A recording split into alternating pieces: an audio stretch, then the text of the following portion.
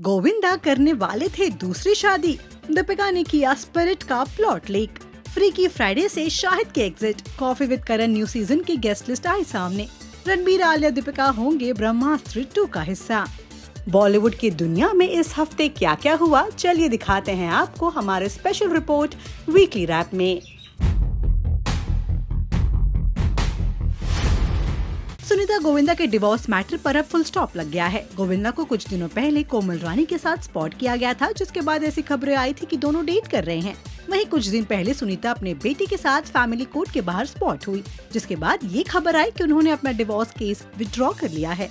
हाल ही में सुनीता ने बड़ा खुलासा करते हुए बताया कि गोविंदा अपनी गर्लफ्रेंड कोमल रानी स्वर्णकर से शादी करने की प्लानिंग कर रहे थे। सुनीता ने राखी से फोन पर बात करते हुए कहा, मैंने कल डिवोर्स का केस वापस ले लिया है क्योंकि वो लोग शादी करने के प्लान में थे। सुनीता आहूजा के इस खुलासे ने गोविंदा के फैंस को हैरान कर दिया। इसके बाद राखी ने सुनीता से फाइनेंशियल चीजों पर ध्यान देने को कहा। राखी ने कहा, आप 200 करोड़ पर ध्यान दीजिए, सब छोड़ दीजिए। दूसरी तीसरी कोई आ गई ना तो सब हड़प लेगी। आप पहले अपने नाम पर सब कुछ कर लीजिए, प्लीज, मेहरबानी। वेल, अब तक सुनीता की इन बातों पर गोविंदा की तरफ से कोई बयान सामने नहीं आया है।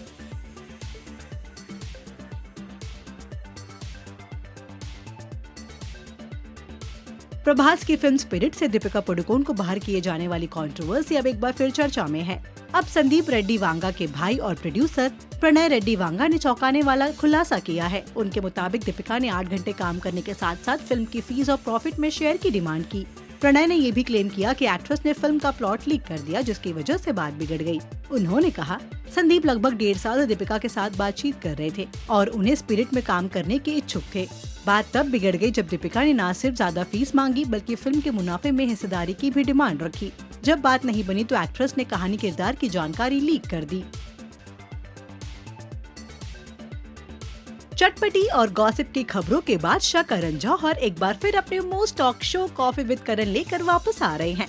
जी हाँ, शो का 9th सीजन जल्द ऑन एयर होने वाला है और हम लेकर आए हैं आपके लिए इस शो की लीक्ड गेस्ट लिस्ट। जी हाँ, रिपोर्ट्स के मुताबिक ये स्टार्स शो का हिस्सा बन सकते हैं। Diljit Dosanjh, Vicky Kaushal, Aamir Khan, Saif Ali Khan, Farhan Akhtar, Akshaye Khanna, Aahan Panday and Aneet Padda, Kareena Kapoor Khan, Kajol and Jaya Bachchan, Akshay Kumar and Ajay Devgn, Sidharth Malhotra and Kiara Advani, Vijay Deverakonda and Rashmika Mandanna, Kriti Sanon and Varun Dhawan, Samay Raina and Farah Khan, Ananya Panday and Shanaya Kapoor, Janhvi Kapoor and लक्ष्य।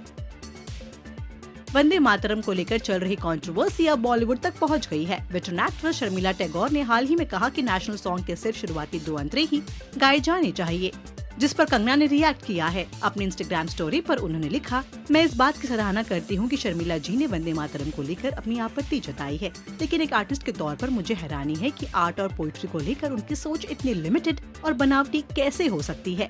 किसी भी पोएम या सॉन्ग में वर्ड्स मेटाफर होते हैं। एक पोएट अपनी बात को डिजायर्ड इम्पैक्ट क्रिएट करने के लिए हर तरह की इमेजिनेशन का यूज करता है और अनबिलीवेबल सिमिलैरिटीज क्रिएट करता है। प्लीज हिंदू मुस्लिम वाली सोच से बाहर आइए। उन्होंने कहा कि चाहे कोई एक गॉड में बिलीव करता हो, डॉक्टर्स भी स्ट्रेंथ को शक्ति ही कहते हैं।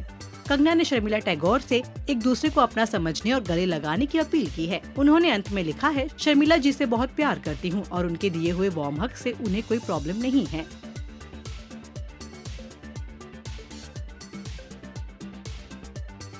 आवारापन 2 हिट साबित हुई है और छप्पर फाड़ कमाई कर रही है। इसी बीच अब मूवी के राइटर बिलाल सिद्दीकी ने आवारापन 3 का हिंट दे दिया है।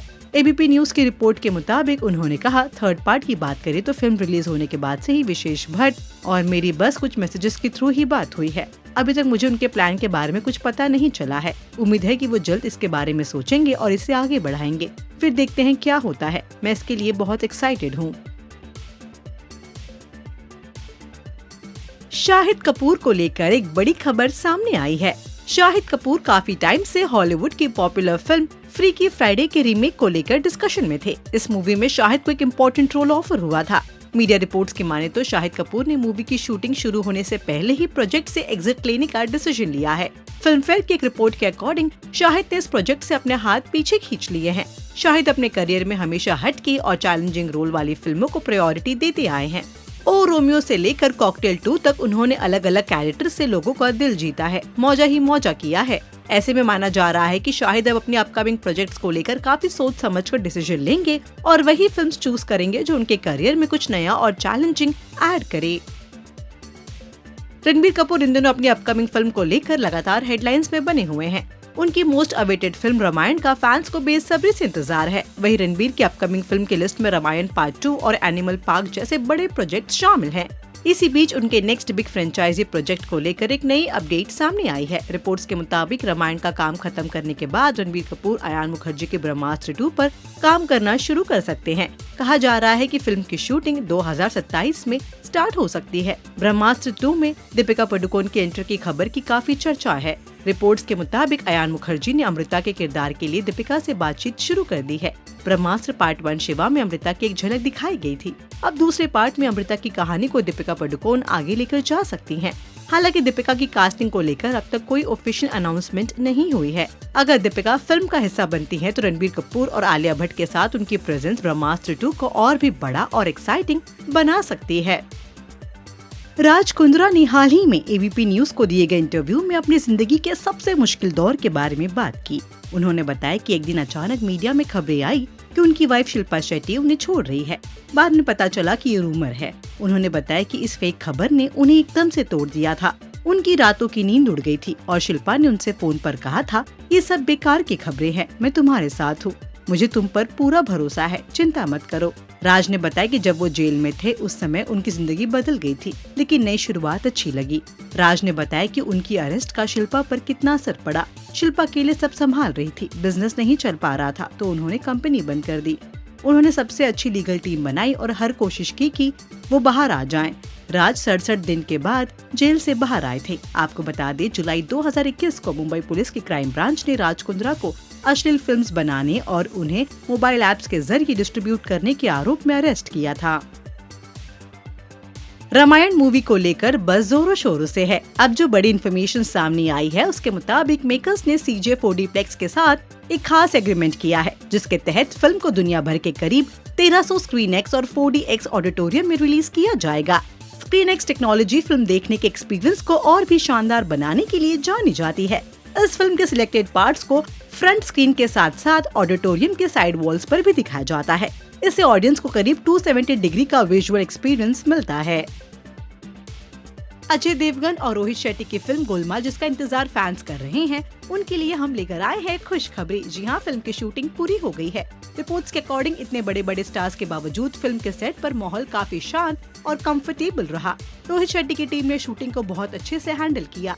एक्टर्स भी टीम के साथ काफी कंफर्टेबल नजर आए। बताया गया कि असिस्टेंट डायरेक्टर्स कम बोलते हैं और अपने काम पर ज्यादा फोकस करते हैं, बिल्कुल रोहित शेट्टी की तरह। वहीं गोलमाल 5 की रिलीज डेट को लेकर पिछले कुछ टाइम से कई तरह की रिपोर्ट सामने आ रही है। अगस्त में कुछ रिपोर्ट्स में क्लेम किया गया था कि फिल्म दिसंबर में रिलीज हो सकती है। हालांकि रोहित शेट्टी पिक्चर्स की तरफ से इन खबरों को गलत बताया गया। मेकर्स ने साफ किया कि फिल्म की रिलीज डेट को लेकर चल रही सारी स्पेकुलेशंस बिल्कुल बेबुनियाद है।